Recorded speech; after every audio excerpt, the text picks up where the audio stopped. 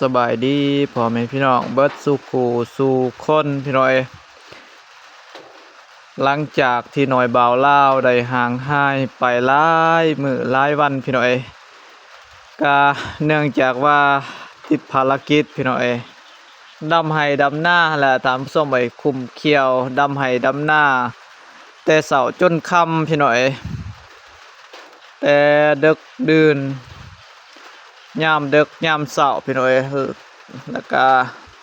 มากันดึกค่ำมืดๆแหละพี่น้อยตื่นขึ้นมาแต่ดำไห้ดำหน้าทำส้มไป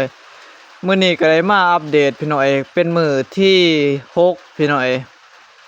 มื้อที่6หลังจากที่ได้เริ่มดำหน้าแต่มื้อวันพฤหัสก่อนพุ่นละพี่น้อยก็มามื้อนี้ก็ความคืบหน้าก็หลายเติบพี่น้อยว่าจนเกือบวันแล้วแหละท่านผู้ชมเอ้ยประมาณอยู่90%แหละถามส้มไปยังตะกร้านี่แม่นยังอีก2-3ให้พี่น้อย3ตะกร้าพี่น้อยแล้วก็มีอีกนาเพิ่มยังอีก4-5-6ให้พี่น้อยประมาณนั้นพี่น้อยก็เกือบได้90%แหละถามส้มไปจนบักไก่สำเร็จพี่น้องเอ้ยประมาณนี้พี่น้อยความคืบหน้าหลายมื้อหลายวันพี่น้อยที่หน่อยบ่าวลาวบ่ได้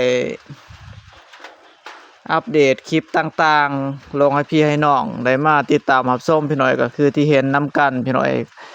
บ่หลายคู่หลายคนพี่น้อยก็เริ่มดำก็แต่เช้าพี่น้อยจนฮอดเที่ยงบ่ายโมงพี่น้อยจึงได้ลุกขึ้นมากินข้าวกินน้ำทำส้มไว้แล้วก็ยังสิได้สืบต่อพี่น้อยทางนี้ยังบ่ทันแล้วหน้าลุงเพิ่นพี่น้อยก็สิได้ช่วยเพิ่นแน่หลังจากที่ถ้าเฮาดำแล้วไว้ก็สิได้ช่วยเพิ่นพี่น้อยถ้าบ่แล้วแล้วก็เพิ่นก็น่าสิมีงบในการ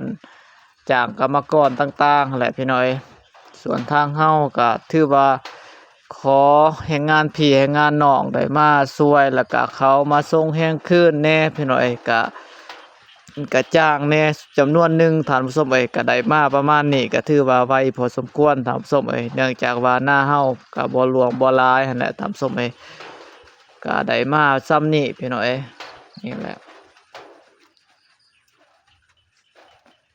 ก็พี่น้อยก็ความคืบหน้าประมาณนี้พี่น้อยถ้าสำเร็จมื้อใดก็สิได้มาอัปเดตตื่มพี่น้อย